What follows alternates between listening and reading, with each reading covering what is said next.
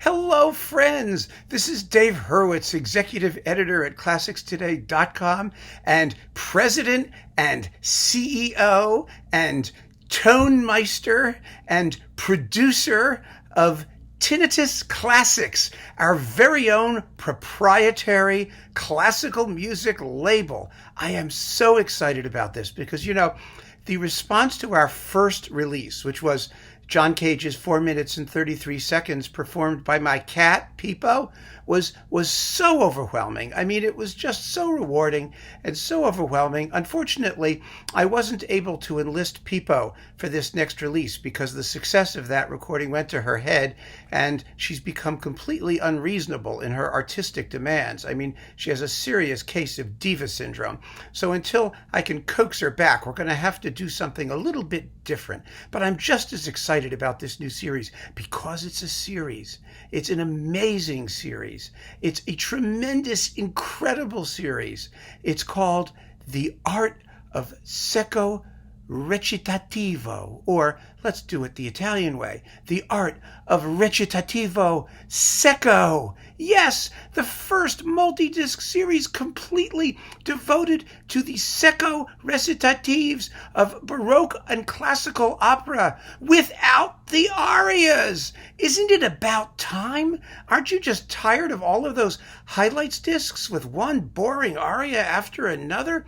I mean, all of those things issue just to appease the ego of the singer, when what we really want to hear is the plot. We want to know what's happening. We want to have music that represents the action, and that, as you know, is contained in the Recitativo Secco. That is the dry recitation. That's the part between the arias, where the harpsichord just goes boom, and the singers basically have dialogue and they sing it. I mean, it's sung dialogue, right? And it's basically at the pace of speech, and it moves the plot of the opera along. And then, of course, everything stops, and they sing another aria, and you're just waiting for the recitative, because until it comes, you don't know what's going to happen. No one knows what's going to happen. And volume 1 of our fabulous series is devoted to Mozart. We're going to be doing the Recitativi secchi from all of Mozart's operas that have them. Isn't that fabulous? And none of his operas have more of them than Lucio Silla, that fabulous work he wrote when he was all of like 14 or something like that, in Milan, in Italy. Maybe he was 16. Who knows? Who cares? He was a kid. But boy, was he good at writing dry recitation. He was a master. From the earliest days, he was one of the great masters of dry recitation. And no recitation is drier than the recitation in Lucio Silla. Now, as we all know, the best recording of the complete opera is this one.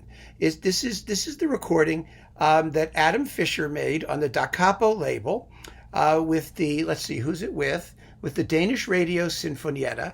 It's an absolutely fabulous performance of the entire opera. But even here, he explains that he wants to cut those recitativi secchi, the dry recitative, because there's acres and acres of it, he says. And he thinks, foolish man, he thinks that people would rather listen to the singers do the arias. Why?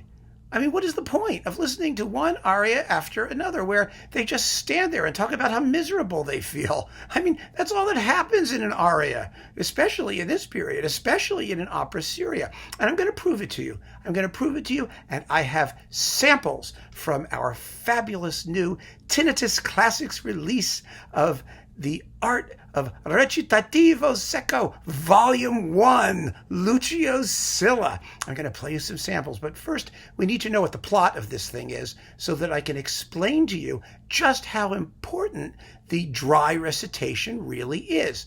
So here we are. Let's go through the plot. I have it right here. You ready? The opera is set in Rome around 80 BC. Right. Here's the Prelude, before the opera begins. The dictator Lucio Silla has won the civil war with his opponent Marius, who did not survive. Lucio Silla has banished the new leader of the opposition, Cecilio in Italian, I suppose. If he were a woman, he would be Cecilia, as in Saint Cecilia. But he's Cecilio, because he's a guy. Cecilio, and has even lied. This is Silla has lied, saying that Cecilio is dead. He said that to the public. So that's what the public thinks.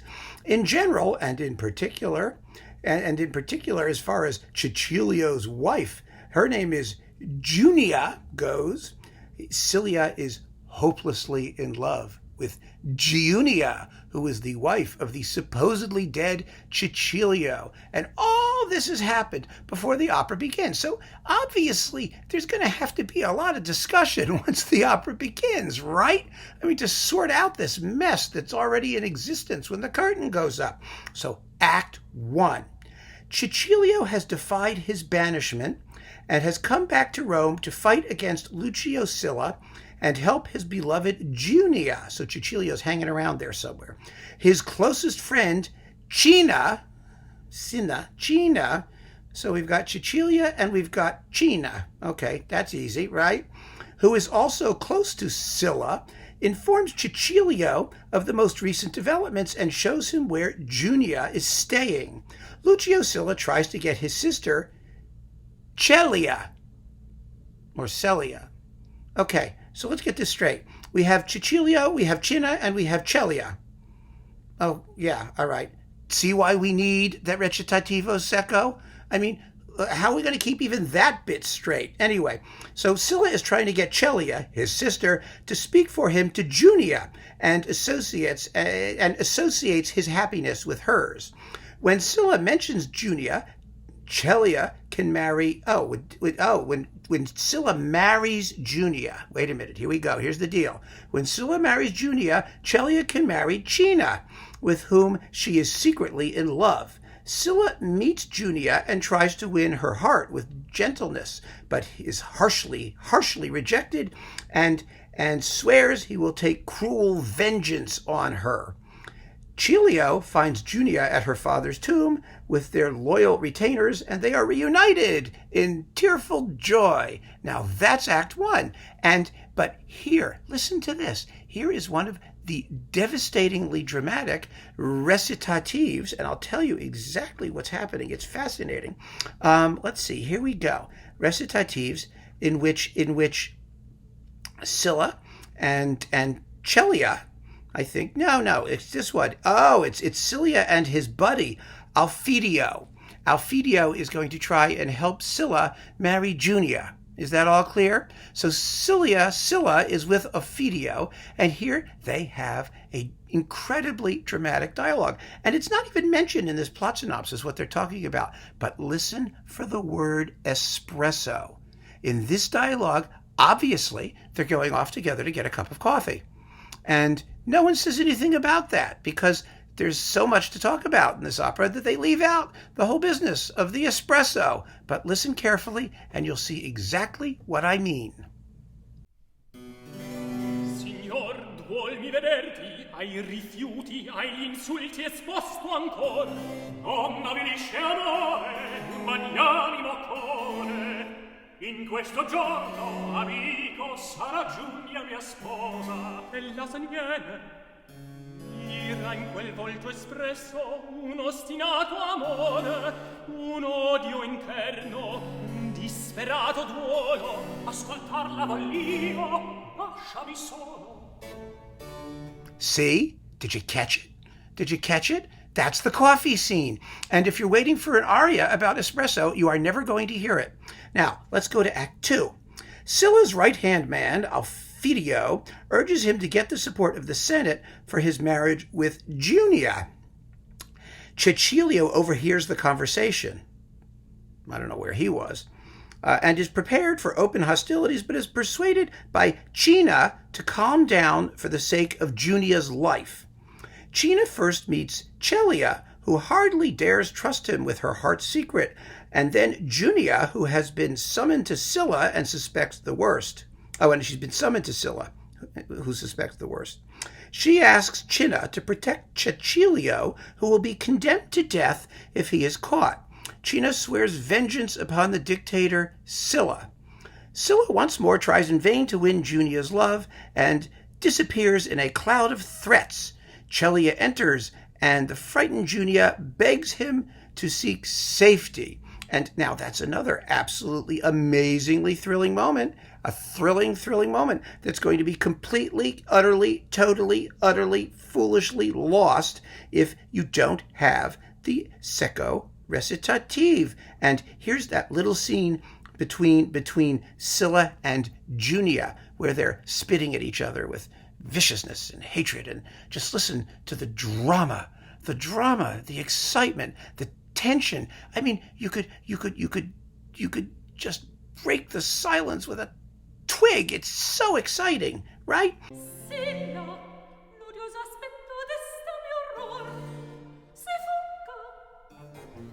Arresta il passo, sentimi per pietade, e l'anima di Silla capace di virtù, quel tuo bel ciglio soffrir più non possio così severo.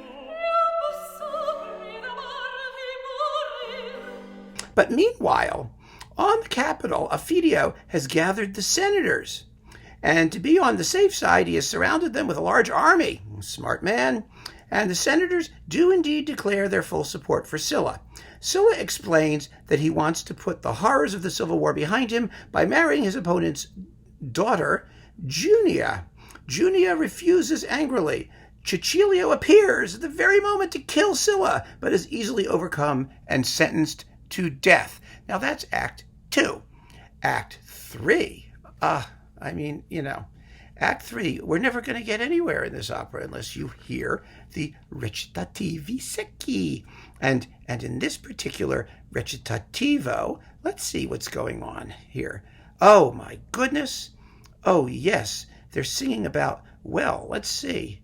This is the laundry recitative. Yes, this is the one where Junia has an emergency because it turns out that she got a tomato sauce stain on, they all wore those white outfits.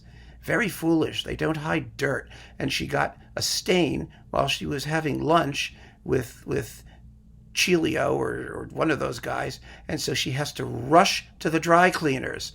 And she sings about that in this dynamic recitativo. Here it is.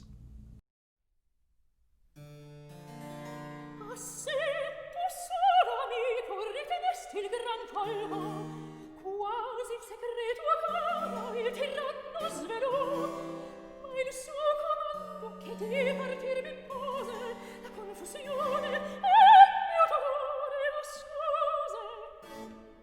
Già che morir faceva ora si fin, sol mi spaventa con lei la sposa mia non può aventar di lei, entrambi io salverò. Mi far de Dio minato a prova già tutto il poter che vanti sul cuore di Silla. So you see, folks, I just hope that makes the point. Oh, the rest of the plot, who cares really, right? But here it is. Cinna does what he can to get Cecilio pardoned. Celia promises to try to placate her brother. Junia has been given permission to say farewell to Cecilio before he is taken off for execution, and she prepares to follow him to death. Really. She sings an aria about it. Do you care? Do you care at all? Silla summons everyone to him and surprisingly announces his decision, a pardon for Cecilio and Junia and freedom for all the oppressed. That's what these idiots are singing about. Wouldn't you rather hear the recitativo? And the best thing about it is that you can fit all the recitativi on a single disc. They make for a good 70, 80 minutes of continuous recitativo, and you get the whole story in all of its elegant simplicity without having to listen to a single aria. So I hope, I pray, I know that you folks are going to keep on listening and support Tinnitus Classics in this, the first release in its multi-volume series, The Art of Recitativo Secco, Volume 1, Mozart's Lucio Silla. Thank you so much for your ongoing support. This is going to be a huge success. Why didn't one of those idiots at the major labels think about it first? They're going to be so jealous. Take care.